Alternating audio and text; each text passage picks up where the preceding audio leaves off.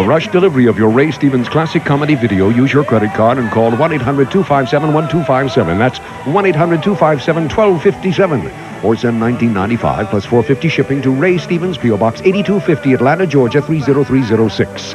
That's 1-800-257-1257. This is CNN.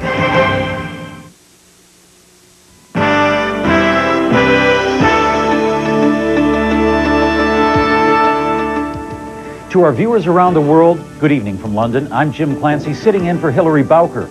And good afternoon from Washington. I'm Frank Sesno. Ahead this hour, the impossible task of keeping the peace in a land where there is no peace to keep. We are peacekeeping soldiers, and that they shot at us. It's very hard. 2 French soldiers were killed. 3 others were seriously wounded. Jackie Szymanski on the attack that raises doubts about the future of UN peacekeepers in Bosnia.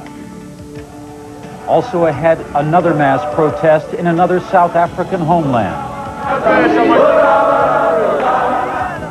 As chants for change grow, so does the gulf between the South African government and the ANC. The United Nations is considering an air umbrella over Bosnia-Herzegovina to protect relief efforts from attack. Under the plan, all non-UN planes would be kept out of the region. Security Council countries are still at odds with the U.S. over implementing the UN use of force resolution to protect flights and peacekeepers. In Sarajevo, the unrelenting battering continues. Tuesday evening, 2 UN peacekeepers died in an attack that Special Envoy Cyrus Vance calls cold-blooded murder. It's being blamed on what one Egyptian general calls irresponsible elements on the Bosnian side. Jackie Szymanski has the latest from Sarajevo. Some of the fiercest fighting to date greeted the French UN convoy as it neared the Sarajevo airport. The convoy was making its regular Belgrade to Sarajevo run. A deal was made with the warring armies for safe passage, but French soldiers say the unarmored vehicles were fired on almost immediately. You cannot imagine that we are peacekeeping soldiers, and that they shot at us. It's very hard. 2 French soldiers were killed. 3 others were seriously wounded. Several supply vehicles were left damaged. Reaction followed just hours later. The French commanding officer laid blame on one of the warring factions. On their way, the fighting resumed. An immediate phone call stopped the shooting on the Serbian side, but the Bosnian side didn't stop. It was the second time that the Bosnians scorned the UN efforts on Tuesday.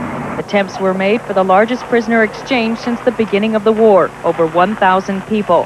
Bosnian prisoners were delivered by Serbian police on time and in the right place. A wait of several hours and sweltering temperatures followed. We will leave here at 1800 hours if the other buses have not arrived by then. And that's final. That's final. The Bosnians never delivered. And a further aggravation for the UN, the Serbians were not without blame as well. Most of their prisoners appeared to be victims of ethnic cleansing. Only 1 bus of 11 carried soldiers. All UNPROFOR is doing right now is the best they possibly can with an unworkable situation. The humanitarian efforts of the United Nations are now in serious trouble. Relief flights remain canceled as the investigation continues into the downing of an Italian aircraft. Food supplies are dwindling, and relief convoys outside the city have stopped. The UN can't even consider its Sarajevo headquarters secure. Peace negotiators condemned the incident. Special Envoy Cyrus Vance and others plan to be in Sarajevo Thursday for yet another attempt to bring peace to the region. The UN may be forced to rethink its role as peacekeeper in war-torn Bosnia-Herzegovina. Its work is becoming increasingly difficult in an openly hostile environment. Sources inside the UN say the day is coming when they won't be able to do the job any longer. Jackie Szymanski for CNN, Sarajevo. God died at Bishu. Those words from an Anglican priest in South Africa sum up that country's hopes for peace. Hopes dashed after the massacre of ANC protesters marching on Bishu in the South African homeland of Ciskei. Now reports that Ciskei police and soldiers are going door to door, arresting and allegedly assaulting people who took part in the bloody march. At the same time, the ANC stepped up its campaign against the black homelands with another mass protest in Kwakwa, the smallest of the 10 homelands created under apartheid. 13 UN observers are leaving for South Africa Friday to help monitor the violence that's claimed thousands of lives over the past several years. Jeremy Thompson is in South Africa. The tiny mountain enclave of Kwakwa, the smallest of South Africa's ethnic homelands, became an unlikely focus of political attention. A march by 5,000 ANC activists, the latest phase of their mass action campaign to dismantle the old apartheid homelands. After Monday's bloodbath in Ciskei, it could have been another flashpoint, as demonstrators demanded the resignation of Kwakwa's unelected government. But today's protest passed off peacefully. However, Nelson Mandela has made it clear that the continued existence of the homelands is now a major stumbling block to the resumption of constitutional negotiations. ANC leaders were today meeting to consider whether to suspend even informal talks with the government. President de Klerk's cabinet was also formulating its response to the Ciskei massacre. A few minutes ago, Mr. de Klerk called for an urgent meeting with the ANC to draw up new measures to end violence, though he accused the ANC of violating the peace accord and said all parties should now renew their pledge to peace. With both sides now bitterly condemning each other's role in the Ciskei tragedy, relations between the government and the ANC seem to be reaching an all-time low. Jeremy Thompson, ITN, Johannesburg. Also in South Africa, students at a university in northern Natal are venting their anger over a lack of security in women's residences at the university. Students at the University of Zululand in Durban attacked offices and burned cars to express their frustration. One person was injured when police fired tear gas at the rioting students. A university spokesman says the riot flared after a group of men allegedly broke into a woman's residence Monday night, robbing and assaulting some students. Russian President Boris Yeltsin is putting off an official visit to Japan that was scheduled for next week. Observers say Moscow's unstated reason is a dispute that's simmered since the end of World War II, ownership of the Kuril Islands north of Japan. Moscow seized the islands from Japan after the war. The Japanese say it's a matter of national honor to have them returned, something Russia refuses to do. Mr. Yeltsin spoke by phone for more than half an hour with Japan's Prime Minister Kiichi Miyazawa, but no specific reasons were made public for the postponement. Yeltsin is also delaying a planned trip to South Korea, putting that off until December. And coming up on the broadcast, Democratic presidential nominee Bill Clinton addresses Southern Baptists in Georgia. We plan to carry the speech live.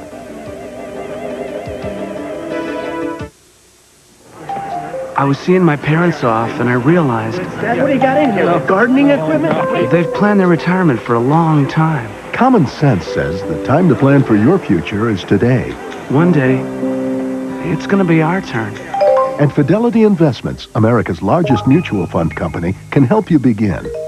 Debbie? One day, Jeff sat down to figure out how much we'll have for retirement. How's it going, Einstein? Very funny. Take a look at this. I thought we were doing a pretty good job.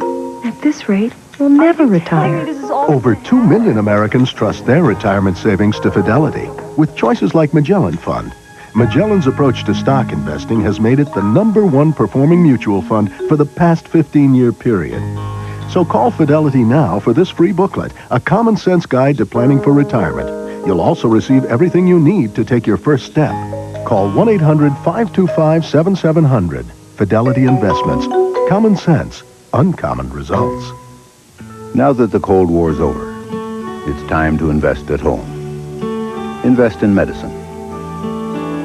Invest in the arts. Technology. Housing. And in education. And when you think about it, when you invest in our children and in our public schools, you invest in everything. Children, our most precious national resource. I can't believe it.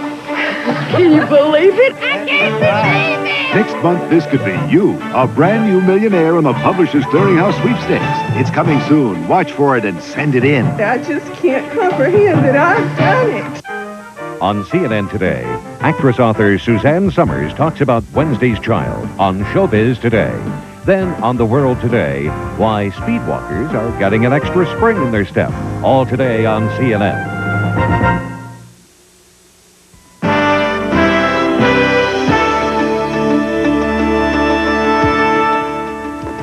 Members of South Korea's opposition party are up in arms following an overnight police assault on their headquarters. Leaders of the Democratic Party are calling for an apology from President No Tai-woo, as well as the resignation of the ruling party's presidential candidate.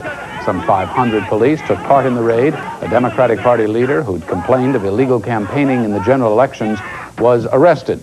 He had refused police summonses to give statements on his complaints. A scandal in the Japanese government appears to be gaining momentum.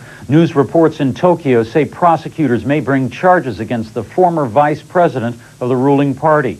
He resigned 2 weeks ago after admitting taking undeclared funds from a trucking company. CNN's John Lewis reports from Tokyo.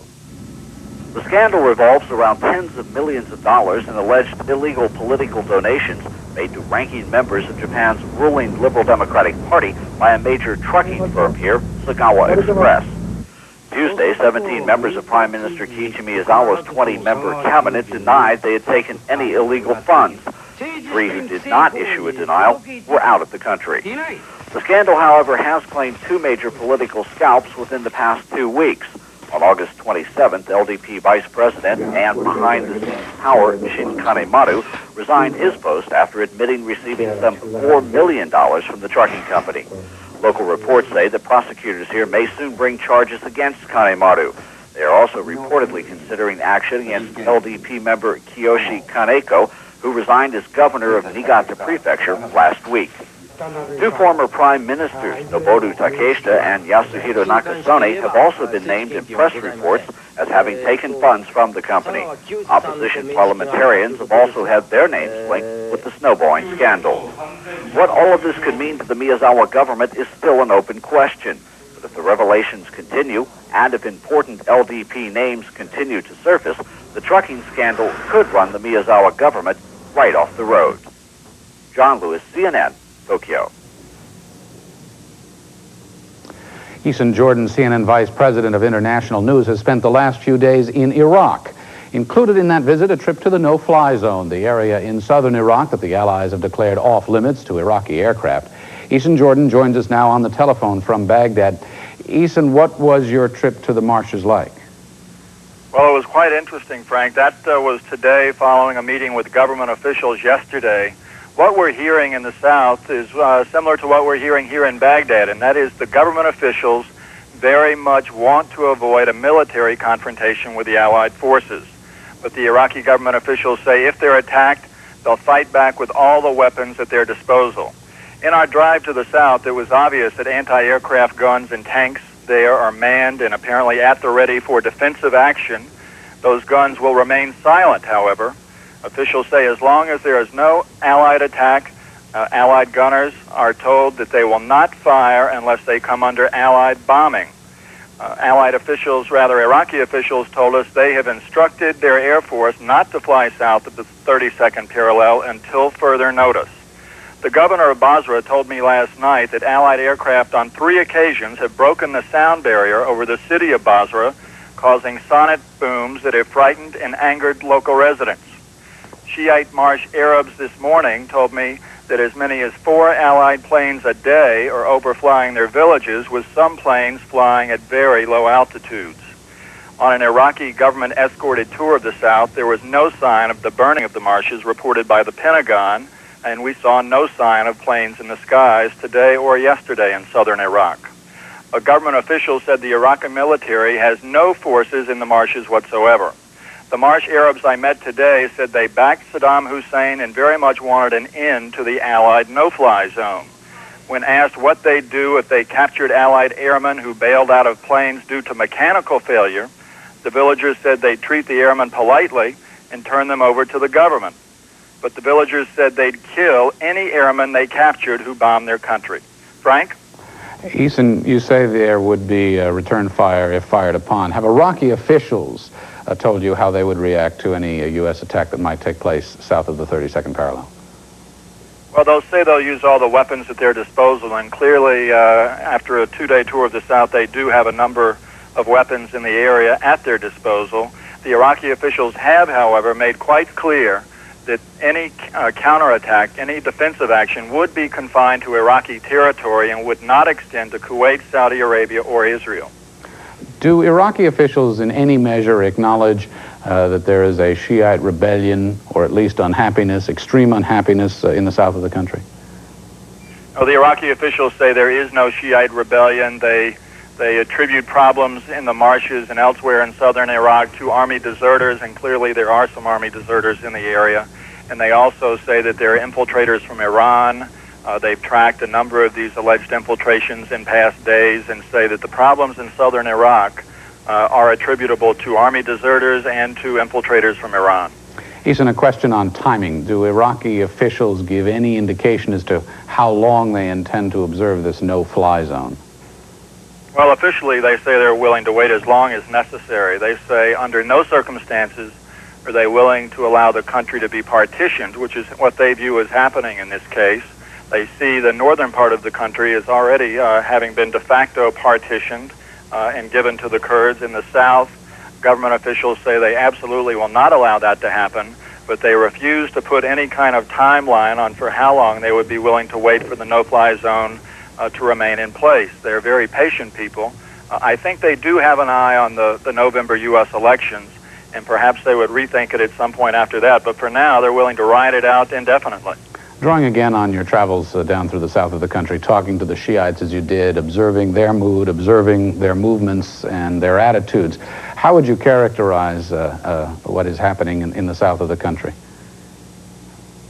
Well, it's difficult to say. A two-day visit to the south is not terribly long. It's not time enough to really get a good feel for what's happening in the southern part of the country.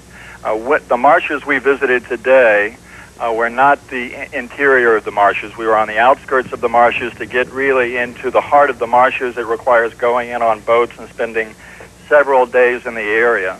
We were under government escort at all times, and the people we met all unanimously supported Saddam Hussein, chanting Saddam Hussein slogans, and chanted time and time again a slogan, Bush, Bush, please hear us, we support Saddam Hussein. And so there's no sign under the government-escorted tour of any sign of opposition whatsoever. And finally, back to Baghdad, Ethan, for a moment. What is the scene there now? How serious are the shortages cutting? What kind of private talk do you hear out on the streets? Well, the shortages are very serious for the poor people. You can go in stores, prices are exorbitant. To buy certain types of foods, it would be beyond a month's wage for many Iraqis. The poor people are unquestionably suffering. The people who are wealthy seem to be getting along okay. The middle class, the pre-Gulf War middle class, have suffered in large part, and many of those people are joining the poorer class of people. Ethan Jordan reporting to us from Baghdad. Thanks very much.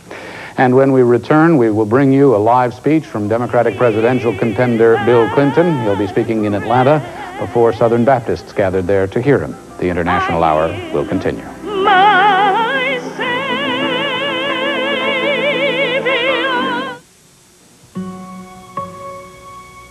The new baby was up all night. Now you gotta make the morning right. Folgers always come through. It's decaffeinated too. The best part of waking up is Folgers in your cup. Mountain-grown Folgers decaffeinated. It gives you something the other leading brand doesn't. Richer aroma to wake you up. Now you're off to a great start, 'cause Folgers warmed your heart. What a wonderful way to let the sunshine on your day. The best part of waking up is Folgers in your cup. To get rid of her gray, my wife can spend 40 minutes. But I discovered the 5-minute hair coloring. The revolutionary discovery called Just for Men from the leader in men's hair coloring. Simply apply Just for Men and in 5 minutes shampoo out. Gray is blended away. The look of my natural color is back in 5 minutes. That was me, and it won't fade or wash out. My hair takes forever, but you look great in just 5 minutes. The look of your natural color in just 5 minutes with Just for Men.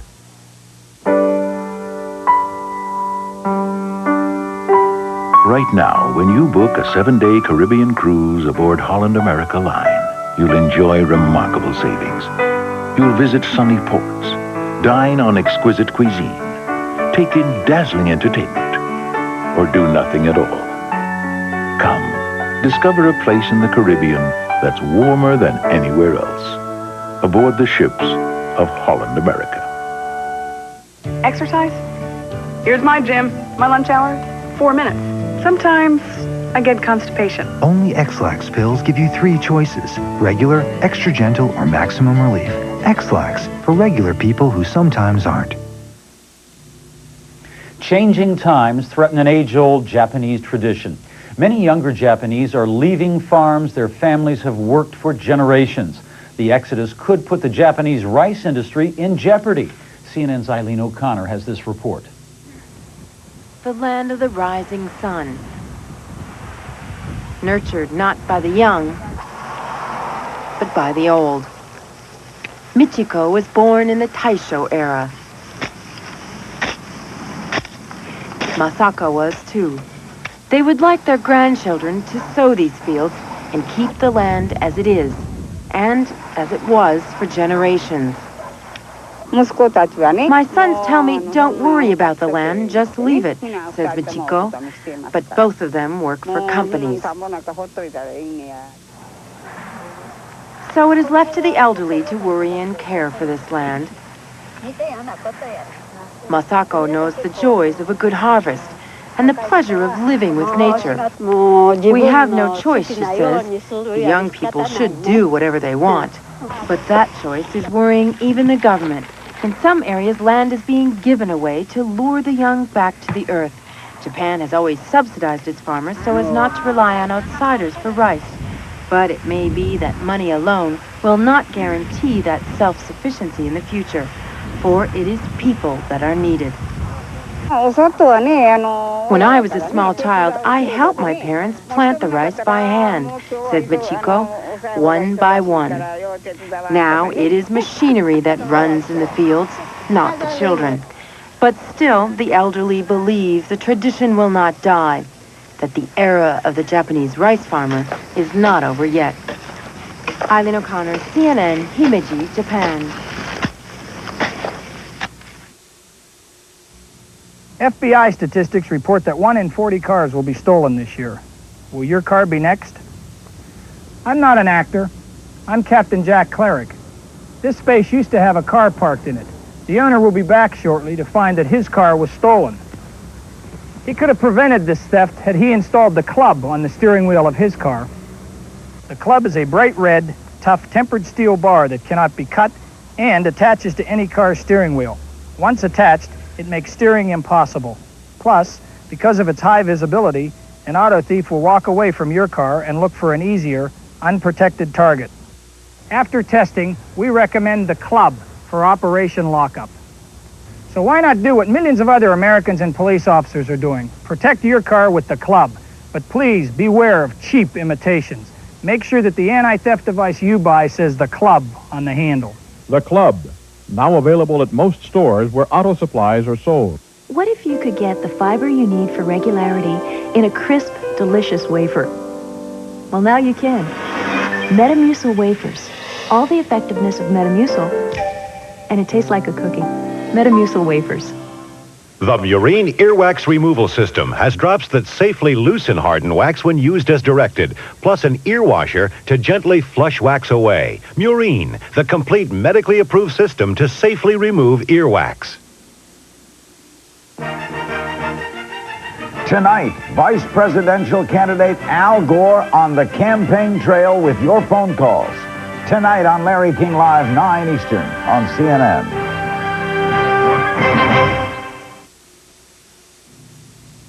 Fugitive drug kingpin Pablo Escobar has set conditions for his surrender. Escobar granted a Colombian newspaper his first interview since escaping from prison near Medellin in July. The paper quotes Escobar as saying he'd want to be held in his home state, Antioquia.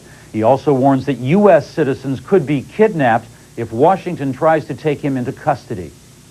Lawyers for Brazilian President Fernando Collor de Mello are looking to the Supreme Court for help now. They're asking the High Court to annul a congressional order giving President Collor 1 week to prepare his defense against corruption charges. Mr. Collor denies charges. He took millions of dollars illegally from his campaign treasurer back in 1989. For months, Brazilians have been protesting in the streets, demanding that the president step down. A national poll shows that 75% of Brazilians now want him out. Iraq shows a new diplomatic face to the world. Deputy Foreign Minister Nizar Hamdoun is Saddam Hussein's new envoy to the United Nations. He's no stranger to the United States or to formidable diplomatic challenges. In 1983, he helped mend a 16-year split between Washington and Baghdad. But the United States and many other countries, of course, broke with Iraq again in 1990 after Iraq invaded Kuwait. And once again, we remind you that up shortly, we expect to be bringing you a speech by Democratic presidential candidate Bill Clinton, who is set to address Southern Baptists in Atlanta. Stay with us.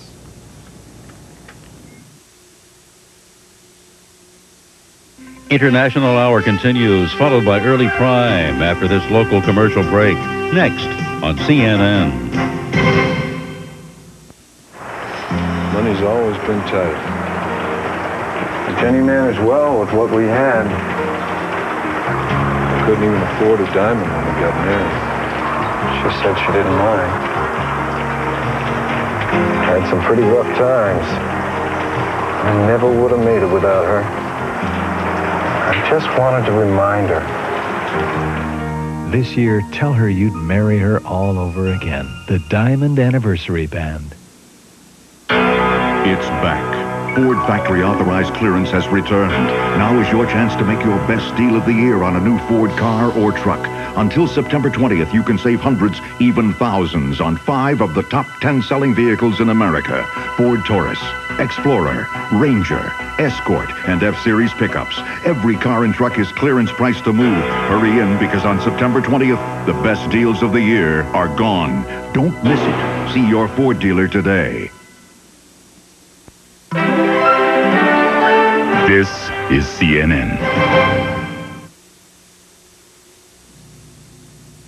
Britain's Prince Charles and Princess Diana have surprised their nation yet again. No, it's not some new allegation that their marriage is in trouble. This time, they've done what nobody expected. They've appeared together in public. And what's more, they even looked happy doing it. ITN's David Chater reports. It's their first official engagement together since the publication of the so-called Dianagate tape. Despite the prolonged speculation about the state of the royal marriage, they looked relaxed, even cheerful, in each other's company in Nottingham today.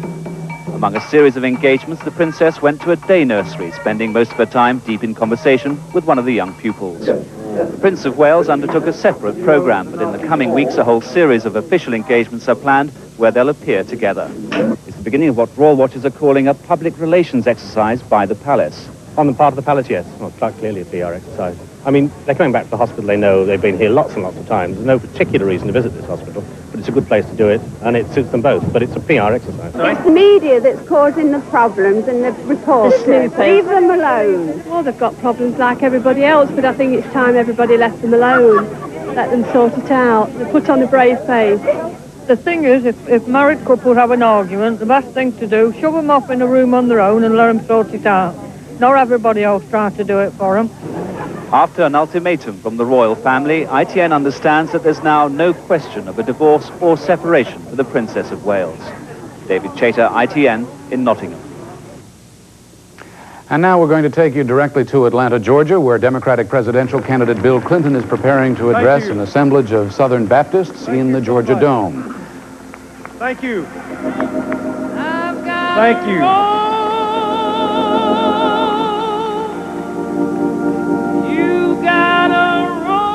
Now, one note before Mr. Clinton begins his speech. We had hoped to bring you President Bush's speech to the VFW in Port Monmouth, New Jersey, sometime around this time. However, the president is running late. We won't be able to bring you Mr. Bush's speech as we had anticipated.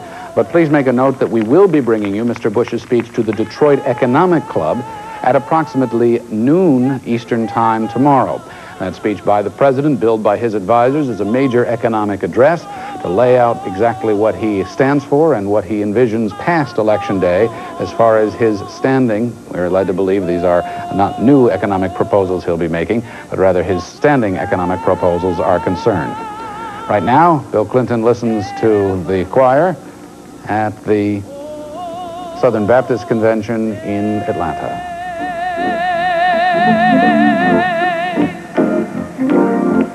All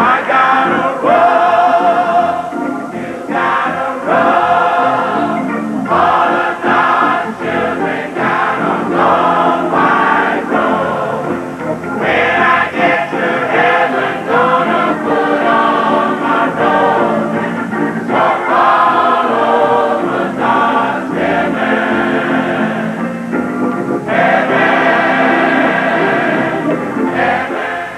Now we'll be going back to Bill Clinton shortly to hear the substance of his address. Checking our top stories, though, until then, an attack on a relief convoy in Sarajevo could end a diplomatic deadlock to provide peacekeepers with military protection. 2 French soldiers were killed, 5 wounded in an overnight attack. The UN Security Council has approved more troops, but remains undecided on how to deploy them to protect the convoys. Russian President Boris Yeltsin cancels next week's meeting with Japanese Prime Minister Kiichi Miyazawa. Japanese officials say Yeltsin blamed domestic problems, but the real reason for the snub is believed to be a territorial dispute. Japan is pressing Yeltsin to return 4 islands seized by the former Soviet Union during World War II, and Japan has refused economic aid to Russia until it gives back those islands. Protests continue in South Africa over Monday's killing of more than 24 National Congress demonstrators. President F.W. de Klerk is calling for an urgent meeting with the ANC President Nelson Mandela. But Mandela has rejected similar calls in the past, saying de Klerk first must stop the violence. And now we're going to check in with Jan Hopkins, who stands by at the Business News Desk in New York for a look at the day's latest business and financial headlines. Jan? Thanks, Frank. The blue chips are regaining some of yesterday's 21-point loss, but uncertainty about the U.S. economy and the fall elections continue to cloud the market. The Dow Jones Industrial Average is up about 9.5 points at 3270. New York Stock Exchange volume active today, 152 million shares changing hands so far. The other key indexes are mostly higher. The currency markets are stealing much of the spotlight today. Sweden taking drastic measures to stabilize its currency, the crown. The Central Bank of Sweden hiked its key lending rate another 51 percentage points to 75%. That stabilized the Swedish currency, and it's helping lift the U.S. dollar as traders seek safe haven from the turmoil in Europe. The dollar is up 2 pfennigs against the German mark, up 3 cents against the British pound, up 1/3 of a yen against the Japanese currency. U.S. long-term interest rates are edging higher after hitting a 6-year low yesterday. The yield on the Treasury's bellwether 30-year bond up to 7.24%. That bond is down 10/32 in price. Hughes Aircraft, a unit of General Motors, says it's cutting at least 4,000 more workers' jobs.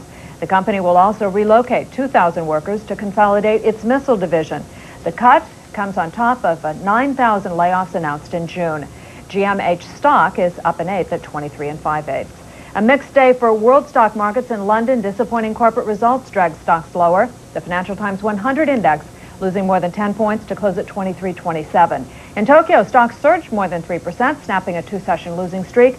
The Nikkei average jumped nearly 600 points to close at 18,875. That's the latest in business news. We'll have the closing numbers from Wall Street in an hour. I'm Jan Hopkins at the CNN Business News Desk in New York.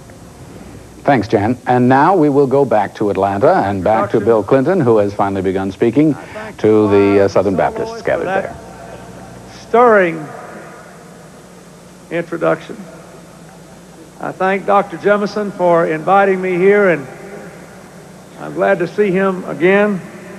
Usually we see each other when I'm in Louisiana because it's a short trip down from Arkansas.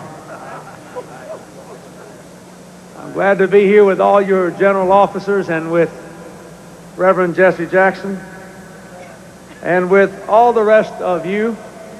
I can't help saying a special word of thanks to 2 groups of your members. First, to all the people here from my home state of Arkansas. Would you raise your hands at least and stand up there? Let us see you.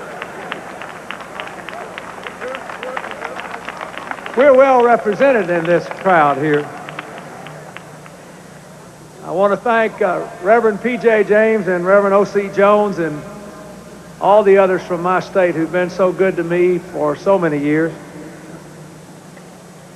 The other day we had a meeting of ministers in our state about this campaign, and your church was well represented, not only by those from Arkansas, but by Reverend Odell Jones from Detroit, who's really from Arkansas, and Reverend Amos Brown from San Francisco, and Reverend Clay Evans and Reverend E.J. Jones from Chicago, Reverend Kenneth Whalen from Memphis. I appreciate all of them coming all the way to Arkansas to visit about the future of this country. Ladies and gentlemen, since I have been the nominee of the Democratic Party, I have tried to reach out to all Americans. I have had the privilege of appearing before the Congressional Black Caucus, the National Association of Black Journalists, the Urban League, the NAACP, the National Bar Association, and even the AME Church. You'll forgive me that, won't you? But I had an amazing experience on Labor Day, which I hope will point us the way to a better future. On Labor Day, I was with an African-American mayor, Emanuel Cleaver, in Kansas City, and then with an African-American mayor, Dwight Tillery, in Cincinnati. And guess what? Most of the folks who voted him in were white. They made a decision that they were going to vote for the best people on the ticket. I had a heartbreaking trip to Florida, which was also heart-lifting after Hurricane Andrew. And I went down to Florida City as soon as I got off the airplane, the little predominantly African-American town that was totally wiped out. And the mayor and I were walking through the city, and we came across a big, husky, burly white guy who had come all the way from Michigan with a truckload of stuff for the folks there. The two of his buddies, they just loaded up the truck and drove down there, and he was so proud of himself he didn't know what to do. And there was an African-American lady standing next to him who had been wiped out by this storm, and she looked at him and she looked at me and she said, "You know, it was nearly worth losing my home to find out how we can work together, but it's too bad it took a hurricane to prove it."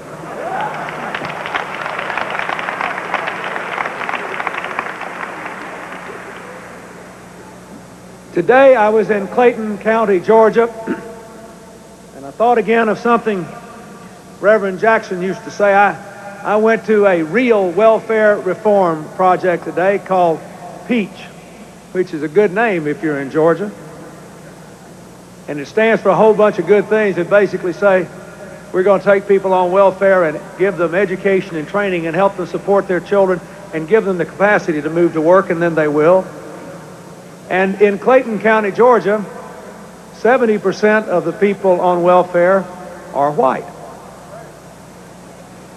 The other day I was in Spokane, Washington, and I met with about 18 people who had been asked to meet alone without me 3 days before and review the economic plan I have put before the American people.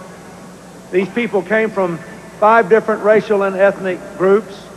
There were men and women. There were Democrats and independents and people that thought they were for Ross Perot while he was in the race, and Republicans. They were all over the map, and I could tell they were having a big time with one another when I got there. And when the whole thing was over, I said, "Have you enjoyed this?" And they said, "We've loved it." And I said, "Well, what have you enjoyed most about it?" And they said, "We were surprised to find out how much we had in common." I say that because we all know that our country is in trouble. You know from your own life what others read in statistics every month. When the Commerce Department said last week that income for most families dropped $1,100 last year, that was not a surprise to you. When they said that poverty was exploding and more than 1 in 5 American children is in poverty today, that was not a surprise to you. When the census figures came out and said that most Americans are working harder today than they were 10 years ago for less money, that wasn't a surprise to you, because most of you and most of the people you represent are. Isn't that right? What I say to you today, my fellow Americans, is that we are better than that, and we can do better than that, and it's going to be different in January.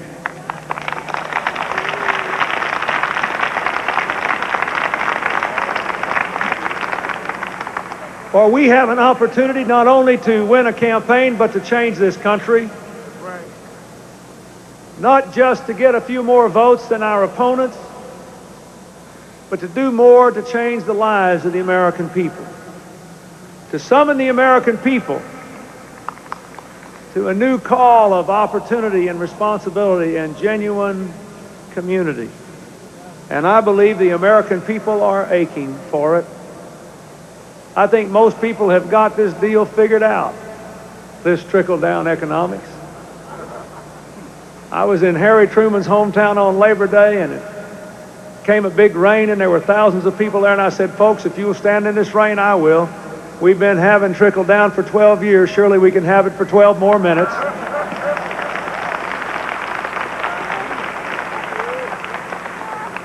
And so we stayed, but not for 12 minutes. I shook hands in that crowd for nearly an hour, all of us drenched, people getting wet because they wanted to change their country. I know now there is a siren song coming from the other side. They're all saying, well, they want to change America too. You know, Mr. Kemp was here earlier today. I kind of like Mr. Kemp. I confess he got some pretty good ideas, but they just trot him out when they get in trouble. They don't pay attention to him when they don't. The other guys remind me of that great old church story about the preacher that thought he preached the sermon of his life. And everybody was amening him to death, and when he got to the climax of the sermon, he said, I want everybody who wants to go to heaven to stand up right now. And the whole congregation stood up except one woman that hadn't missed a Sunday in 40 years, and he was crestfallen. And he said, Sister Jones, don't you want to go to heaven when you die? And she leapt right up and she said, oh, preacher, I thought you were trying to get up a load to go right now. And that's the way the other guys are. 2 months before the election, they got lots of good ideas, but they just never want to go right now. It's always later when they want to go. Well, I tell you, folks, we've tried it their way for 12 years, and I don't know about you, but I'm ready to go right now.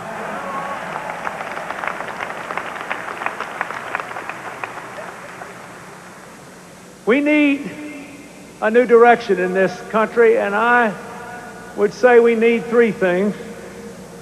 First, we need a partnership. We cannot go forward unless we go forward together. Without regard to race or region or income, we need a partnership. I was stunned when I went to South Central Los Angeles, not after the riots, but 3 years before the riots occurred. And I found that when they told me, when you got here, Governor, you're the first statewide elected official from any state that's ever been down here talking to our community group. They were not talking to one another. They were not working together. We got to have a partnership. We don't have a person to waste. We're going up or down together, and we better start acting like it. This election needs to prove that we can have a partnership.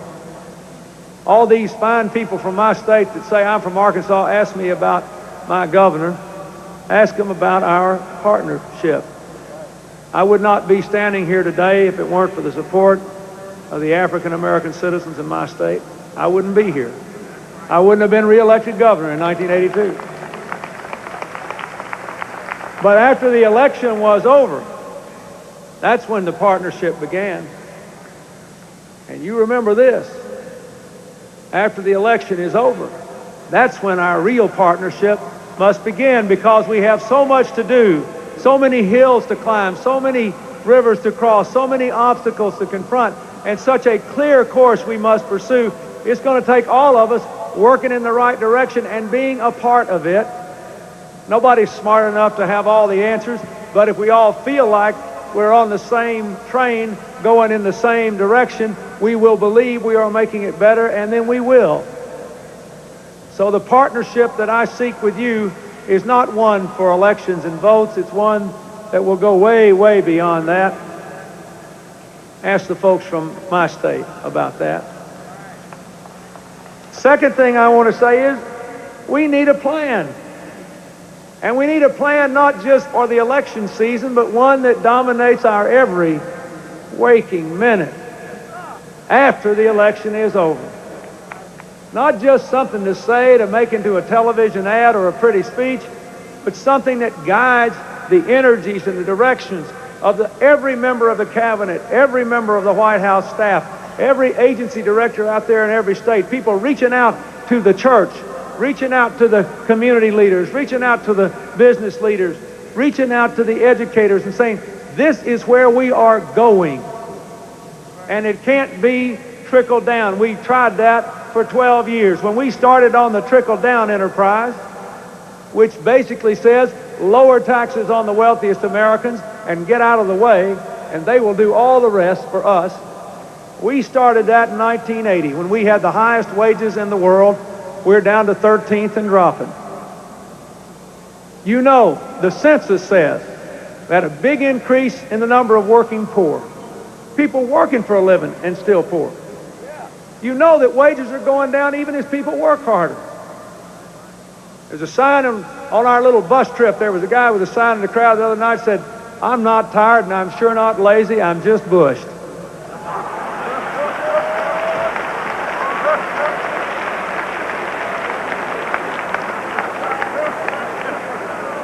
But we don't need another just song for the election. We need a plan that puts people first. A plan that says trickle down didn't work. We got a $400 billion deficit, so tax and spend won't work. We've got to invest and educate, cooperate and grow. We've got to create jobs and incomes.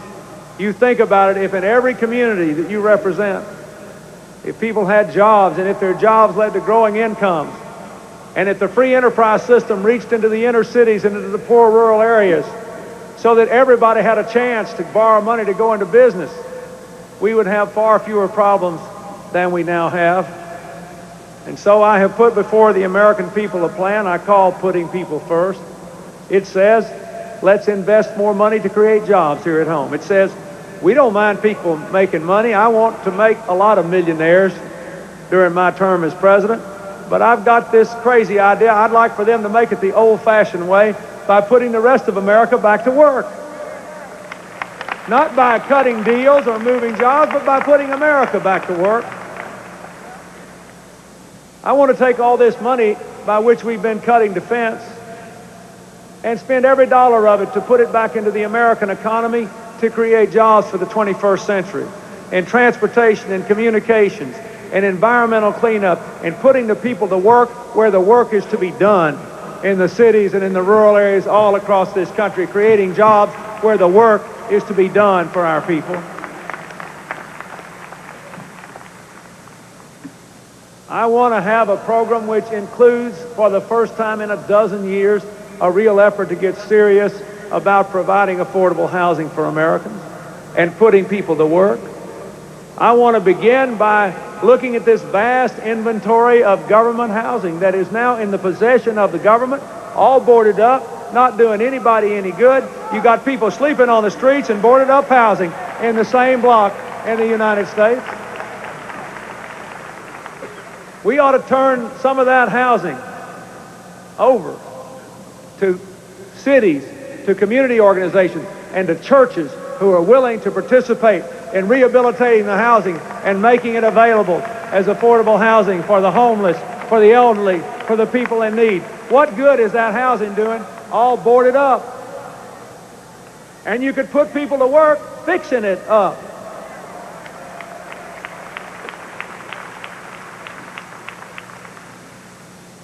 We have to recognize that we live in a world where what we earn depends on what we can learn. I want everybody to listen to this, and nobody running for office can ever promise you to make the American economy the way it used to be. You know, where you could take one job and hold it for 30 years, and every year it just got a lot better, no matter, you just kept on doing the same thing and you got more for it. We're living in the world where change is the law of life. But because we have responded wrongly to it, we have been punished by the changes in the world. What I seek is to reward the people who will embrace change and make it our friend. And that means we got to educate everybody. I mean everybody. Everybody. A lot of these kids don't have a chance today because they didn't get an education. It means Head Start and other preschool programs for every child who needs it. Not just talking about it, but doing it. It means smaller classes in those early grades and counselors to help the kids who need support and who can't get it at home. It means the opportunity to have access to computers and to labs and to languages. Even if you're a poor inner city kid or a poor kid in a rural area, you got to have access to those things too, because your world will be shaped by them just the same as if you're in a very wealthy suburban school. It means knowing when you get an education that it meets some real standard, and that when the kids come out, they really know what they're supposed to know, and that if they don't, you have some way to improve it. Because there are no standards today and there is no real way of measuring it, we have no way to act on that. It means guaranteeing everybody who gets out of high school at least 2 years of further education and an apprenticeship program so they can get good jobs, not dead-end jobs. It means opening the doors of college to every American. Do you know the college dropout rate is more than twice the high school dropout rate because the price of college is going up so fast? And there has been no response until election year from the other side. But from the day I began this campaign, I said, if you will vote for me, I want to establish a national trust fund out of which any American can borrow the money to go to college and then pay it back either as a percentage of their income after they go to work, or even better, by being part of a Peace Corps here at home to rebuild America. Pay your college loan off by working for 2 years as a teacher, or a nurse, or a police officer, or in a housing program, or for the elderly, or to keep kids out of trouble, to rebuild the community street by street. You think about it. We could educate a whole generation of Americans, pay for it, solve a lot of our problems. It would be the best money we ever spent, and it would be a very small portion of a very big budget. There are those who say we can't afford it. I say we cannot afford not to do it.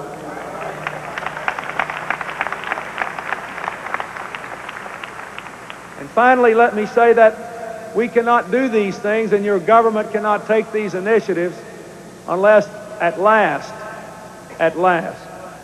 we follow the lead of the other advanced nations of the world and provide basic, affordable health care to all Americans and control the cost of the health care system we have.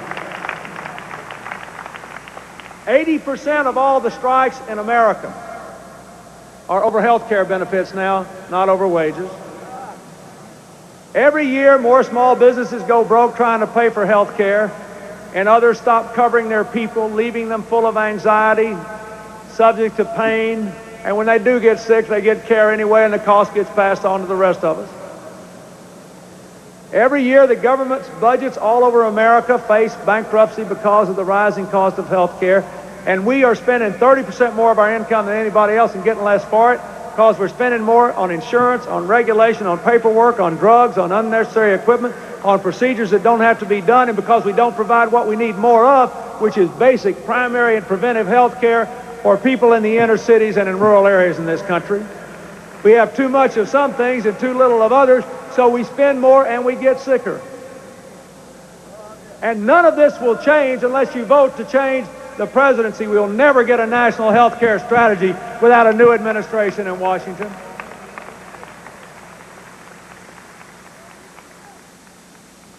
So we need a plan.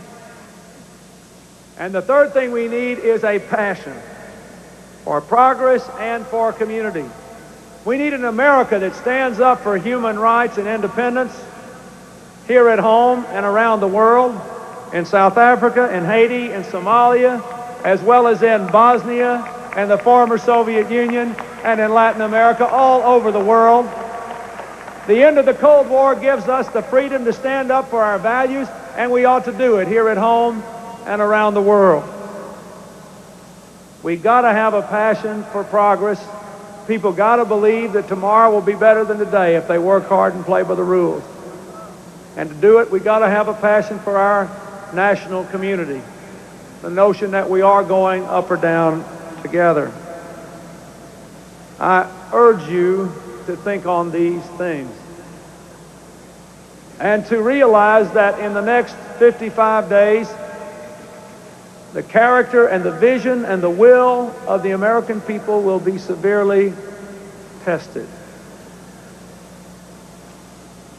For we represent, Al Gore and I and all of you who support us,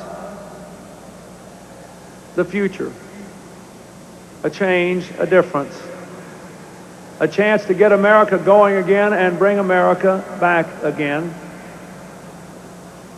And the other side represents the same old thing except worse. But they are very good at raising the fears of the American people, are they not? They always tell us why we cannot do something. You know, I say, well, let's have a healthcare system that has the best of our system.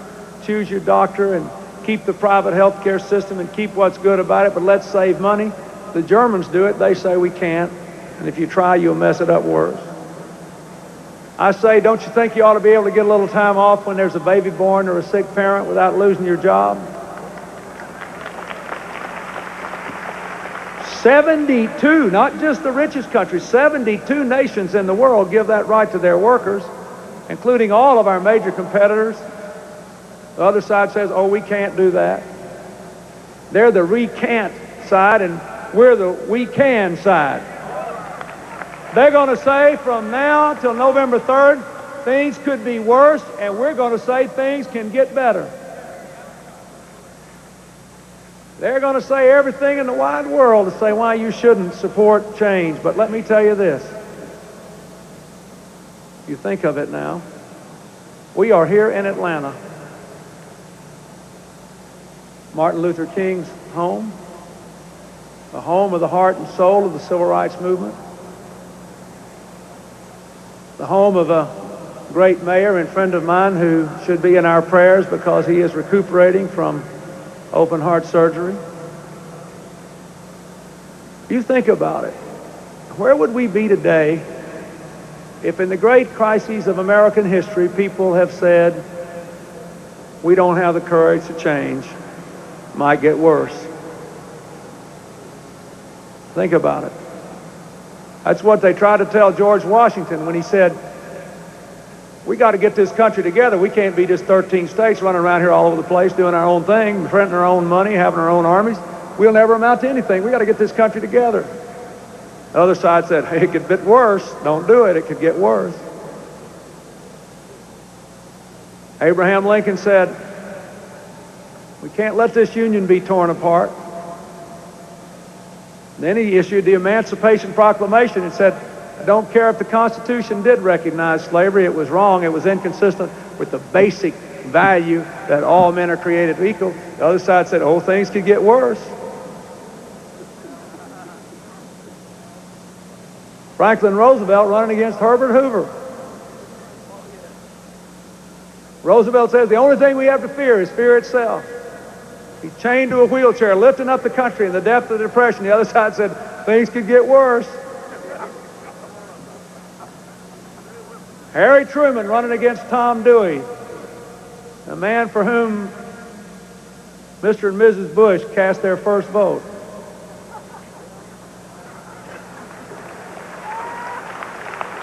And Harry Truman said,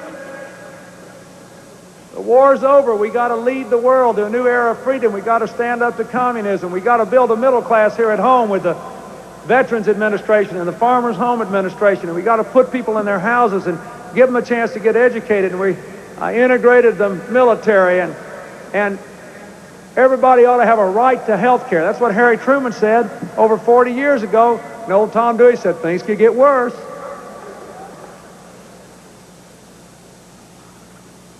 This country is the longest lasting democracy in human history because whenever we had to, we sent the things could get worse crowd packing. And it's time to do it again.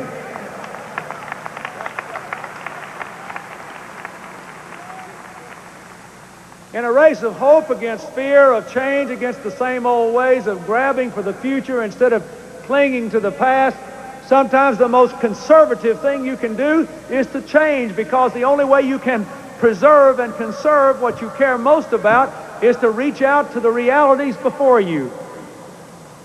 You know that. Every one of you. You know that. And I say to you today, your vote counts every bit as much as mine or any other American's. You have the power to move this country forcefully into the future.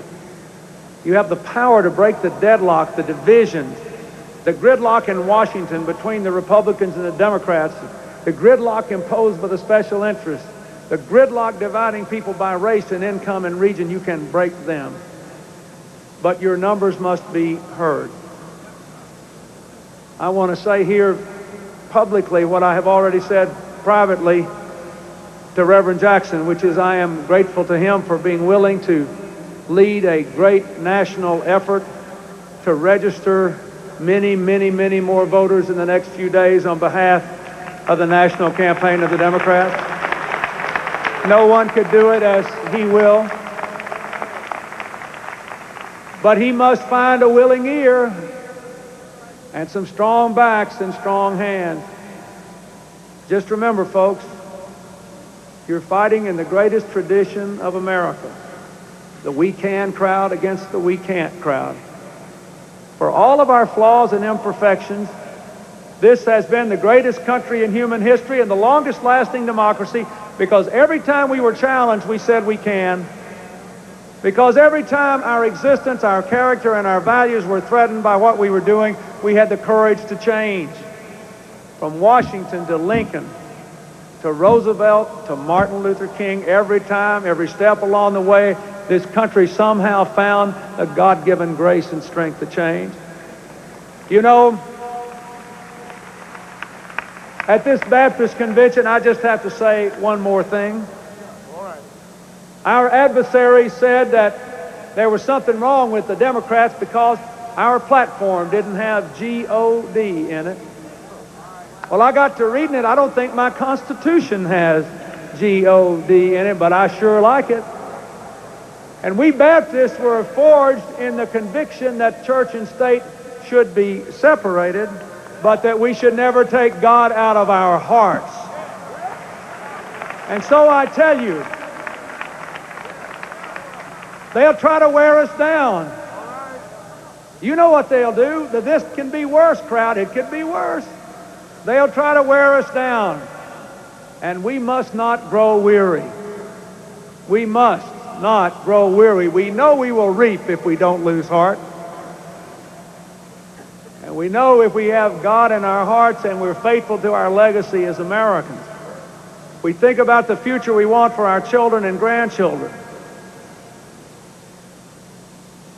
Then we will have the strength we need. We will do what Isaiah told us to do.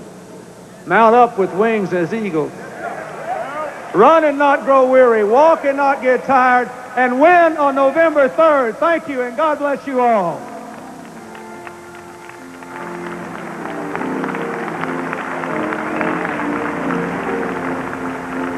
Democratic presidential candidate Bill Clinton addressing the National Baptist Convention. We must put in an early apology here. We misidentified the group earlier. It is the National Baptist Convention meeting in Atlanta. Clinton emphasizing what he said the various groups, ethnic and otherwise, in America have in common. We cannot go forward unless we go together, he said. Well, we're joined now by Bill Schneider to help us make some sense of this speech. A fairly standard stump speech, Bill, but this theme of in common is not insignificant, especially since he's delivering the speech in the South. That's right. There are some civil rights leaders who have been critical of Bill Clinton. They say he did not pay enough attention to Jesse Jackson in the convention. He hasn't worked with him closely. He's only just met with Jackson to try to get a voter registration drive organized among African-American voters in the South and in the North.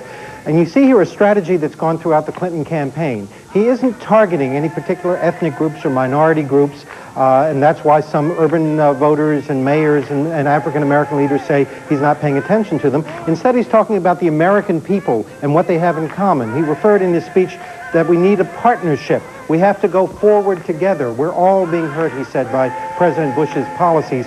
And essentially, he's talking about what all Americans have in common, and that is disappointing to some leaders who say you have to address our group's special needs and target us with special programs. That is not his campaign strategy. And yet, Bill, Bill Clinton needs a very strong minority turnout in these southern states, and especially the southern states with strong minority voting populations, if he's to be a contender in what has been traditionally Republican presidential turf. Well, that's right. He needs a strong African-American vote in those states, but I think he believes he has a very good weapon for getting the black vote out. That weapon is George Bush and the desire of large numbers of black African-American voters not to see George Bush reelected. He has to worry not just about the minority vote, but getting a sizable share of that southern white vote. He's got to cut into that vote, which has traditionally gone heavily Republican, if he's going to carry southern states on November 3rd. And once again, we heard from Bill Clinton, the mantle of Harry Truman. One quick note here. Tomorrow, CNN will carry, approximately noon Eastern Time, President Bush's address to the Detroit Economic Club. We had hoped to have an address from him in New Jersey today. He was running late, so President Bush will be carried tomorrow from Detroit. That's it for just now. I'm Frank Sesno in Washington. Early Prime is next.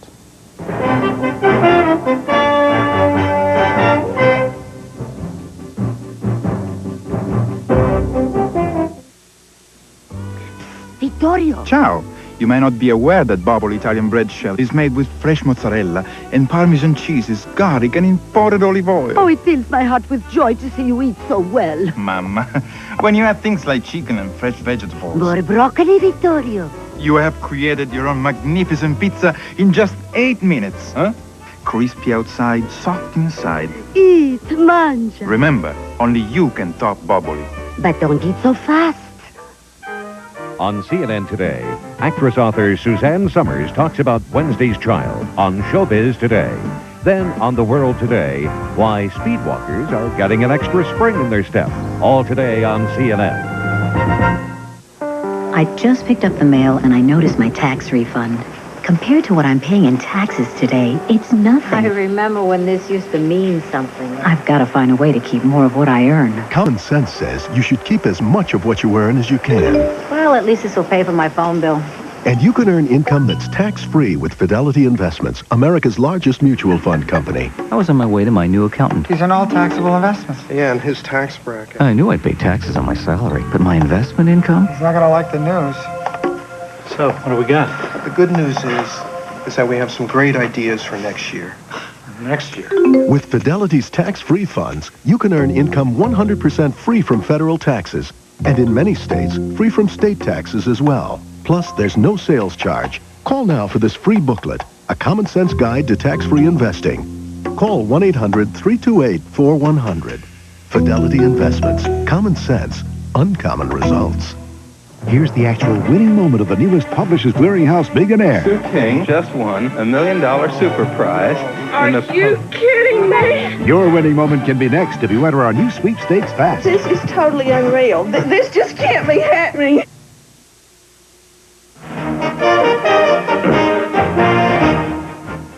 Hello, I'm Lou Waters. Because of the Bill Clinton speech, welcome to an abbreviated version of Early Prime. In Florida today, a stern warning to insurance companies that might try to capitalize on hurricane damage. The state insurance commissioner froze the rates of American International Group. On the day the hurricane struck, a company executive had urged that rates be raised. More fallout from Andrew. Mobile homes virtually were wiped out in the hurricane's path. Now the Homestead City Council is considering a ban on them. And the Washington Post reports a full-scale review of mobile home regulations is being conducted by the Department of Housing and Urban Development. In the hurricane's wake, much of South Florida resembles a battlefield. In some ways, the sight of troops on the streets is not all that unusual, but as CNN's Bill Delaney reports, some of these soldiers find themselves in an unfamiliar role. Anybody here? On night patrol in South Florida, National Guardsmen hunt for looters. Inside a store, they probe the darkness with special night glasses in a game of hide-and-seek that could get them killed. From the 9 o'clock curfew until dawn, the Guard, for the most part, keeps a fragile peace. Our radio just said that there's a light blue Honda Civic that has 2 people in it that are performing drive-by shootings. Apparently they're shooting into residents, is what the radio said. The Guard is supposed to keep order on streets which in some cases for years have been ruled by gangs and drug dealers. They can detain suspects, not arrest them, which must be done by civilian police. It could get bad enough you could get killed down here. We've had a couple of instances where shots have been fired at us. We've had a couple of instances where we came very close to using deadly force to protect our soldiers or protect other citizens. The National Guard troops patrolling South Florida are armed for a combat zone, weapons loaded, ready to fire. That's not surprising. What is that other military here, while armed, carry no ammunition in their weapons.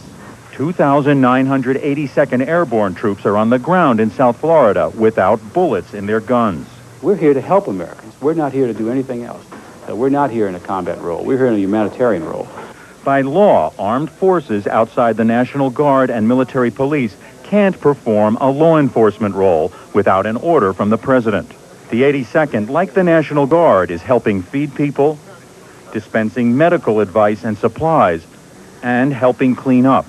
Though troops from the 82nd have seen weapons waved by street toughs, officers haven't wanted to make too much of it. I think that there are a lot of miniature Saddam Husseins and Muammar Gaddafis out there in the neighborhoods of America who would like to make a statement. On the still unsettled streets of South Florida, 20,000 troops are working by day and night in communities that look like, and too often feel like, war zones. Bill Delaney, CNN, Perrine, Florida. Ahead in sports, baseball's owners pick a new commissioner, at least for the time being, and meet Mr. Intense, the man who replaced the legend in Pittsburgh.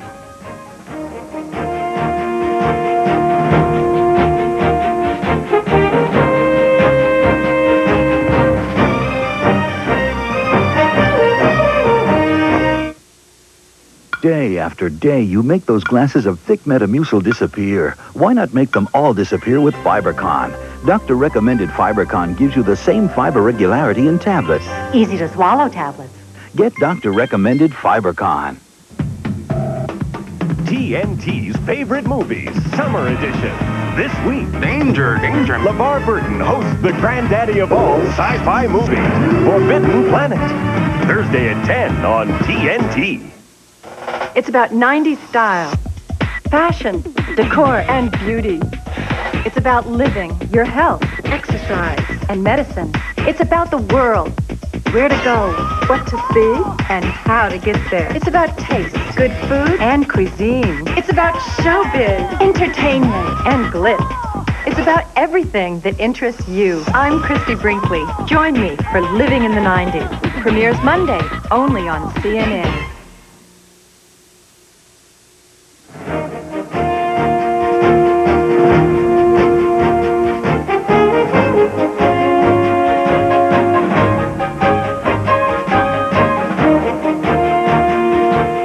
With his lead over George Bush apparently weakening, Bill Clinton today turned to a part of the country he desperately needs in order to win, the Reagan Democrat South.